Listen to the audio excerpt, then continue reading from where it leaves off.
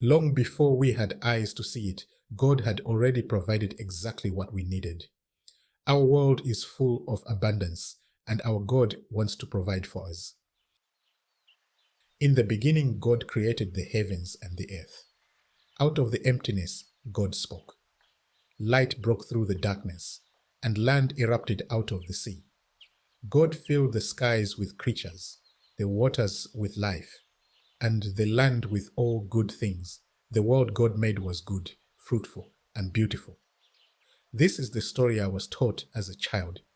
God made everything, and everything God made was good and for a purpose.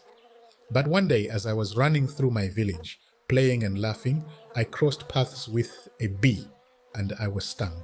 I remember the pain was sharp and sudden, and in that moment I wondered, what good could come from a creature with the power to inflict so much pain?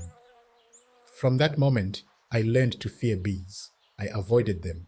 These little bees, at least as I experienced them, were not good.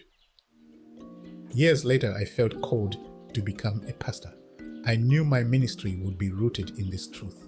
God created all things, that Christ is in all things, and as created things, we are meant to reflect His goodness in the world. The church flourished. The community grew. Despite our poverty, we were rich in love. For God, for each other, and for the world God created. Our church became part of an international group of churches called the Global Lift Collective. I was given the tools and training to strengthen the ministry and our impact in the community. Then one day they offered me a new, innovative training opportunity. They wanted me to become a beekeeper. I laughed. Surely God was playing a joke on me. The very thing I had feared was now placed right in front of me as an opportunity that could strengthen my community. Despite my apprehension, I knew it was an invitation I should take. I said yes. I learned the ways honey could be harvested. I began to see how bees could make the land flourish, and through their pollination, the crops of our village would also flourish. We sold our honey in markets and used those funds to invest in our church and community. School fees were paid, wells were dug, and roads were repaired, all because of the church's new honey business. When sugar became scarce and prices soared to the point of panic, our village always had something sweet for our tea.